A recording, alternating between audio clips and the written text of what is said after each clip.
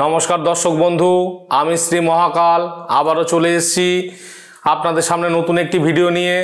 তো বন্ধুরা, আজকের আমি আলোচনা করব পিতৃপক্ষের তিথি অনুযায়ী করতে হবে কিছু কাজ পিতৃপুরুষের আশীর্বাদ এবং পরিবারে সুখ সমৃদ্ধিতে ভরে উঠবে।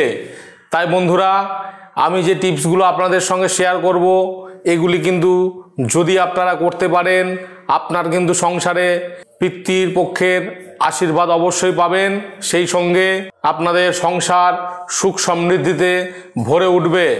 বন্ধুরা, ভিডিওটি অবশ্যই পুরো দেখার চেষ্টা করবেন, স্কিপ না করে দেখবেন।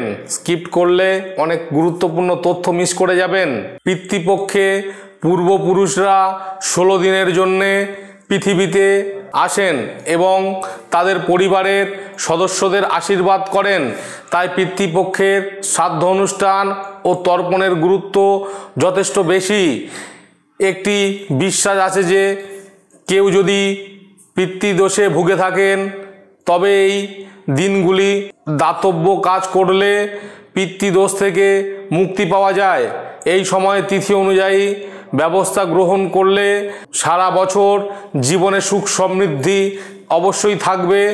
আসুন জেনে নিই পিতৃপক্ষের তিথি অনুযায়ী কি কি প্রতিকার করা যায়। সপ্তমী তিথির দিনে পাখি এবং পায়রাকে বাজরা যদি খাওয়ানো যায়, এছাড়া এই দিনে রাহুর মন্ত্র যদি জপ করা হয় এতে করে পিতৃদোষ দূর হয়ে যায়। অষ্টমীর তিথির দিনে একজন ব্রাহ্মণকে ক্ষীর দিতে হবে। এছাড়াও দেবী লক্ষ্মীকে ক্ষীর নিবেদন যদি করা হয় আপনার জন্য কিন্তু শুভ ফলদায়ক হবে। নবমী তিথির দিনে বিবাহিত মহিলাকে খাবার খাওয়ানো উচিত। এছাড়াও যে কোনো ধরনের খাদ্য ও ফলমূল দান করা উচিত। যদি এটা করতে পারেন পিতৃদোষ থেকে আপনি অবশ্যই মুক্তি পাবেন। দশমী তিথির দিনে জলে তিল মিশিয়ে সূর্যকে জল অর্পণ করুন। মনে রাখবেন দক্ষিণ দিকে মুখ করে জল নিতে হবে।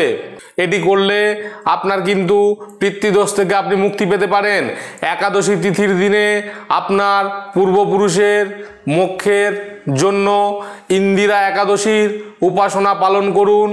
এছাড়াও যদি আপনি এই দিনে উপাসনা না রাখেন তবে একাদশীর নিয়ম মেনে ইন্দিরা একাদশীর কাহিনী অবশ্যই পড়ুন, এতে আপনার পিতৃদোষ কেটে যাবে। দ্বাদশী তিথিতে ঋষি ও সাধুদের শ্রাদ্ধ করা হয়, তাই এই দিনে ঋষি ও সন্ন্যাসীদের অবশ্যই খাদ্য সরবরাহ করুন, এতে আপনার পিতৃদোষ অনেকটা কমে যাবে। ত্রয়োদশী তিথিতে ভগবান শিবকে পঞ্চমৃত দিয়ে অভিষেক করুন। আপনার পূর্বপুরুষের মুক্তির জন্যে প্রার্থনা করুন। চতুর্দশী তিথিতে অকাল মৃত্যু হলে তার শ্রাদ্ধ করা হয়। এই দিনে গরু, বিড়াল, কুকুর এবং কাককে খাওয়াতে হবে।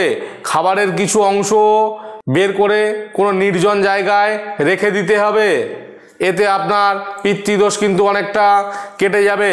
সর্ববিত অমাবস্যায় আপনার পূর্বপুরুষের ধ্যান করুন এবং অন্তত একজন ব্রাহ্মণকে খাবার খাওয়ান। সন্ধ্যায় একটি প্রদীপ জ্বালিয়ে বাড়ির বাইরে দক্ষিণ দিকে রাখুন। যদি এটি করতে পারেন আপনি কিন্তু অবশ্যই পিতৃদোষ থেকে মুক্তি পেয়ে যাবেন। তো বন্ধুরা, যে বিষয়টি নিয়ে আলোচনা করলাম অবশ্যই আপনারা করবেন। যদি আপনাদের পিতৃদোষের কারণে বিভিন্ন দিক থেকে নাজেহাল হয়ে যান বা আপনার সুখ সমৃদ্ধিতে যদি ব্যাঘাত ঘটে, এই প্রয়োগগুলি অবশ্যই করবেন। অবশ্যই আপনি পিতৃদোষ থেকে মুক্তি পেয়ে যাবেন। বন্ধুরা, যদি আমার চ্যানেলে নতুন হয়ে থাকেন অবশ্যই আমার চ্যানেলটিকে সাবস্ক্রাইব করবেন, পাশে থাকা বেল আইকনে ক্লিক করবেন যাতে পরবর্তী ভিডিও আপলোড হওয়ার সাথে সাথেই আপনার কাছে পৌঁছে যায়। বন্ধুরা, এছাড়াও যদি কোনো সমস্যার সম্মুখীন হন তাহলে আমার স্ক্রল বারে নম্বর দেওয়া আছে, আপনারা সরাসরি আমার সঙ্গে যোগাযোগ করে নিতে পারেন। আমি 24 ঘন্টা আপনাদের পরিষেবা দেওয়ার জন্য আছি এবং একটি ফোন করলেই আপনার সমস্যা থেকে আপনি কিন্তু মুক্তি পেয়ে যাবেন। তো বন্ধুরা, ভালো থাকবেন, সুস্থ থাকবেন। জয় শিব শম্ভু।